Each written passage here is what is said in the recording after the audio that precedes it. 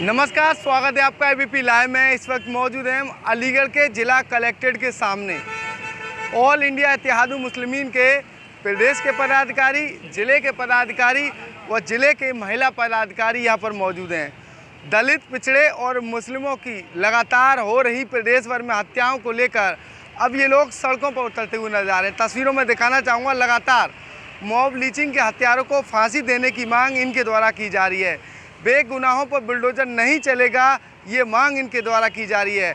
Bulldozer नीति को बंद करने की मांग जो है वो इनके द्वारा की जा रही है।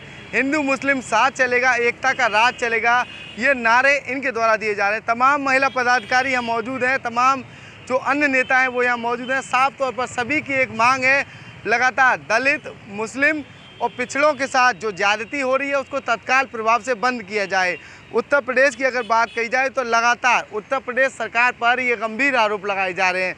तमाम पदाधिकारी मेरे साथ मौजूद हैं। सबसे पहले जिला अध्यक्ष अलीगढ़, उनसे बातचीत करेंगे। क्या लग रहा है, क्यों इतने लोग यहाँ पर मौजूद हैं, क्या वजह है, इतनी सारी प्रतिक्रियाएँ लगातार, हाथों में बैनर पोस्टर लिए हुए, क्या वजह है? देखिए, मैं जिला अध्यक्ष ऑल इंडिया मजलिस इत्तेहादुल मुस्लिमीन अलीगढ़, ये अलीगढ़ में ही नहीं, ये पूरे उत्तर प्रदेश में आज प्रांतीय धरना प्रदर्शन है मॉब लिंचिंग बुलडोज़र नीति के खिलाफ।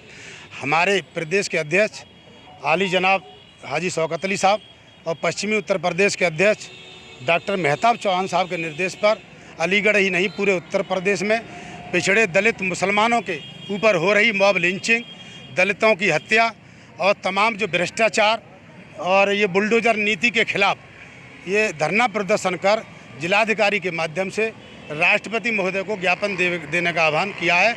उसी कड़ी में आज ऑल इंडिया मजलिस इत्तेहादुल मुस्लिमीन अलीगढ़ और महानगर और जिला यूथ और महिला के तमाम संगठन के पदाधिकारी जिलाधिकारी अलीगढ़ के माध्यम से हम लोग एक दिवसीय धरना प्रदर्शन कर जिलाधिकारी के माध्यम से राष्ट्रपति महोदय को ज्ञापन देने। क्या लग रहा है, लगातार ये घटनाएं हो रही हैं, वजह क्या है इसके पीछे की? क्योंकि वजह एक जानकारी होना जरूरी है। क्या वजह है इसके पीछे? इसके पीछे है भारतीय जनता पार्टी। भारतीय जनता पार्टी की जब 2014 से सरकार बनी है तब से उत्तर प्रदेश नहीं पूरे देश में मॉब लिंचिंग की घटनाएं बढ़ी हैं। और उसे बात छोड़िए, अब इन्होंने जो नारा दिया था कि सबका साथ, सबका विकास, सबका विश्वास, 4 जून के बाद जब से पार्लियामेंट का चुनाव हुआ है, जब से तमाम दलित मुसलमानों की हत्या हुई, जैसे प्रतापगढ़ में एक मस्जिद के इमाम को कुल्हाड़ी से काट करके हत्या कर दी, एक मुजफ्फरनगर में एक इमाम साहब की हत्या कर दी, शामली में इमाम साहब की हत्या कर दी, एक अलीगढ़ में औरंगजेब की पीट करके मामू भांजे के अंदर हत्या कर दी, एक गौरव जाटव है वहाँ के अकराबाद का, उसकी हत्या कर दी, एक हल्द्वागंज थाने में गौरव है उसकी हत्या कर दी, एक राकेश जाटव है दलित समाज से, वहाँ पर जेल के अंदर उसे पीट करके ले जाया गया, उसकी दूसरे दिन उसकी हत्या हो गई। गाजियाबाद के अंदर 3 कुरैशी समाज के लोग जो बाग में पानी लगाने जा रहे थे उनकी हत्या हो गई। जहाँ कांग्रेस की सरकार है हिमाचल के अंदर, वहाँ बकरी ईद वाले दिन उसने सोशल मीडिया पर अपना एक कुर्बानी का फोटो शेयर किया। जावेद नाम के व्यक्ति की दुकान लूट ली गई आरएसएस के गुंडों ने। कल आपने देखा होगा कि महाराष्ट्र के अंदर कोल्हामपुर में राजा एक मस्जिद है, उस मस्जिद पर बाबरी मस्जिद की तरह हमला किया गया। तमाम आरएसएस के गुंडे, भारतीय जनता पार्टी के गुंडे भगवा झंडे लेकर के मस्जिद में घुस गए, मस्जिदों की गुम्बदों पर हमला किया है, वहाँ की जो हमारी तिलावत कुरान रखी हुई हैं उनकी बेहुरमती की है। तो ये भारतीय जनता पार्टी में आरएसएस और बीजेपी वालों के लिए खुली छूट दे रखी है। तो इसी के खिलाफ आज हम यहाँ धरना प्रदर्शन करने आए हैं। जी बिल्कुल, तमाम जो बातें सामने आ रही हैं, लगातार ये घटनाएं हो रही हैं। क्या लग रहा है, ये घटना जो है लगातार तीसरी बार सरकार बनी है, उससे पहले भी होती थी या नहीं? इतना नहीं था। मेरा नाम चौधरी जाहिद खान है, मैं प्रदेश में सचिव हूँ। मैं ये कहना चाहता हूँ, दुनिया कह रही है, मेरा सदर पार्लियामेंट के अंदर कह रहा है, सब लोग देख रहे हैं कि ईश्वर अल्लाह तेरा नाम सबको सम्मत दे भगवान, कहाँ चली जाती इनके कल। ये नारा कुछ लगाते हैं और करते कुछ है, और मुसलमान को आरोप बना करके जेल में ठूसने का काम कर रहे हैं, मॉब लिंचिंग का काम कर रहे हैं, बुलडोजर का काम कर रहे हैं। मैं तो योगी जी से पूछना चाहता हूँ, योगी जी आपकी बुद्धि काम नहीं कर रही तो सीट छोड़ दो, क्योंकि ये आपका काम नहीं है, ये तो काम हमारे, हमने संभाले रजवाड़े। लाल किला, फतेहपुर सीकरी, जामा मस्जिद, ताजमहल चिल्ला के कह रहा है। आपने तो 70 साल में गड्ढा खोद के पानी नहीं भरवा पाए, और हमारी कमाई खा रहे हैं, हमारे बुजुर्गों की कमाई खा रहे हैं। क्या इनके अम्मा दहेज में लाई थी लाल किला? क्या मोदी जी की दहेज में आया था ताजमहल? कौन लाया इनको सबको? ये हमारे बुजुर्गों की निशानी है। हमसे एलर्जी, दाढ़ी से एलर्जी, टोपी से एलर्जी, मस्जिद से एलर्जी, मौलवी मुल्ला से एलर्जी। और हमारी कमाई दान में मिली आपको, दहेज में लेकर आई तुम्हारी अम्मा है। होश में आ जाओ। हमको मजबूर कर रहे हो आप रोड पे आने के लिए। हम रोड पे आ रहे हैं। अगर हम रोड पे सब आए तो कल को फिर आप ये मत कहना कि ये क्या कर दिया, क्योंकि आप सबके मुख्यमंत्री हैं। आप लगाम लगाइए, अपनी कानून को रोकिए, पुलिस को अपने अंडर करिए। पुलिस आपकी बिल्कुल अंडर ऑफ कंट्रोल है, किसी की मानने को तैयार नहीं है। आपने जो 3 कानून बनाए, ऐसे जहर के कानून बनाए जो मुसलमानों को अंदर करने का काम करेंगे, मुसलमानों को घर में घुसने का काम करेंगे। ना ये हंस सकते हैं, ना बोल सकते। तो क्या योगी जी आप समझते हैं मुसलमान अनपढ़ हैं? मुसलमान बैरिस्टर पार्लियामेंट के अंदर बैठते हैं और फिर तुम्हें चिढ़ लगती है। जैसे मेरे जिलाध्यक्ष ने भी कहा कि वहाँ क्या जरूरत थी फिलिस्तीन का नारा लगाने की।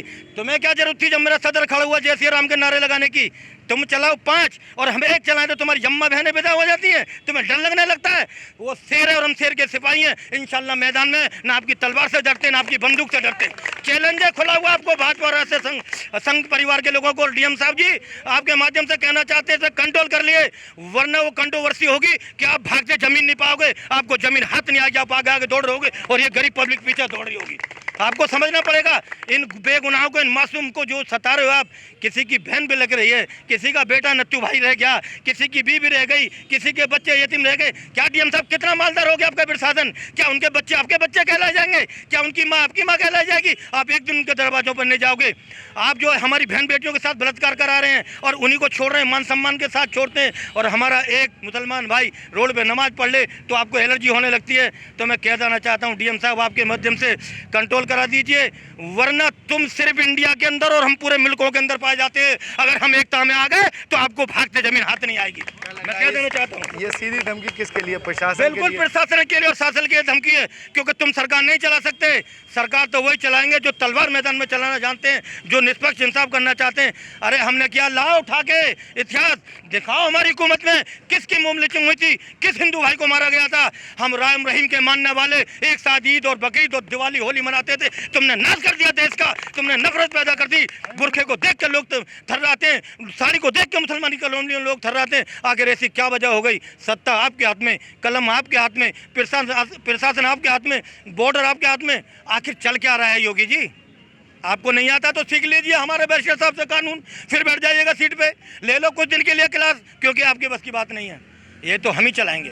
तो हम कहना चाहते हैं डीएम साहब के माध्यम से अपने देश के राष्ट्रपति जी से कि आप इस पर संज्ञान लीजिए, कानून बनवाइए, वरना ऐसा ना हो कि गरीब को चाहते हैं। कौन सा कानून? हम चाहते हैं कानून जो आपको सुविधाएं देश में मिल रही है वो हमको मिले, आपको जो इज्जत मिल रही है हमको भी मिले, आपको जो इबादत करने की इजाज़त मिल रही है, इज्जत मिल रही है वो हमको भी मिले। हम मस्जिद में साल भर में एक नमाज 2 आदमी बाहर निकल के नहीं पढ़ सकते। तुम पूरी कावड़ यात्रा चलाओगे, रोड बंद कर दोगे, किसी का मरीज गाड़ी में मर जाता है वो नहीं दिखाई देता।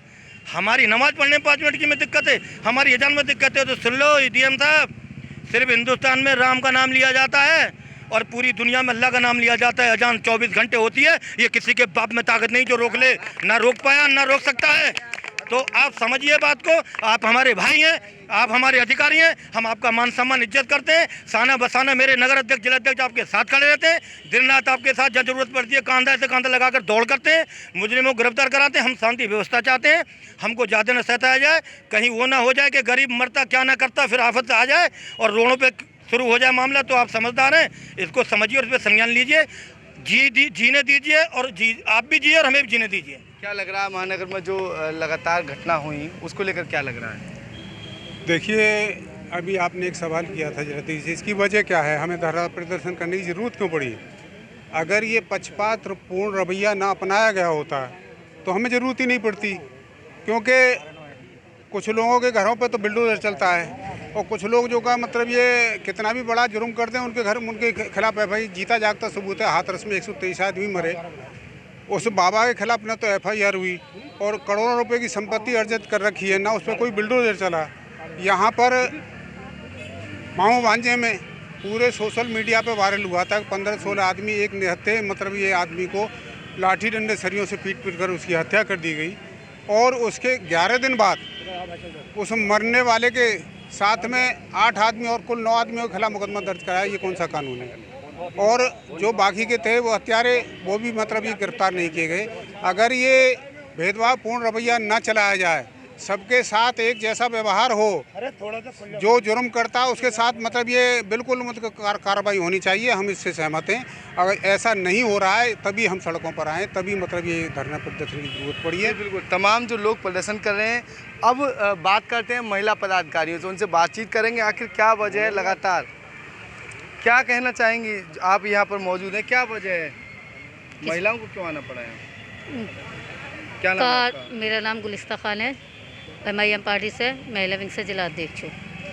जो हमारे पदाधिकारियों ने बोला है वही वजह है जो हमें रोडों पर उतरना पड़ा, और हमारी कोई सुनवाई नहीं हो रही है। जगह जगह मॉब लिंचिंग हो रही है, मुसलमान भाइयों के साथ इतना अत्याचार हो रहा है, रोडों पर नमाज़ पढ़ने की अनुमति नहीं है।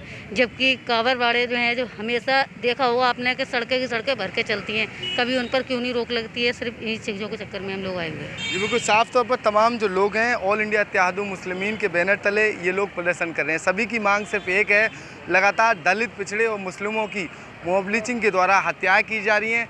मौजूदा सरकार इस पर लगाम लगाने में पूरे तरीके से असफल नजर आ रही है, विफल नजर आ रही है, जिसको लेकर लगातार ये लोग सड़कों पर हैं और इनके द्वारा एक ज्ञापन राष्ट्रपति के नाम सौंपा गया है, जिसमें उनके द्वारा इन घटनाओं पर लगाम लगाने की मांग की गई है। ABP लाइव से खालिद अंसारी, अलीगढ़।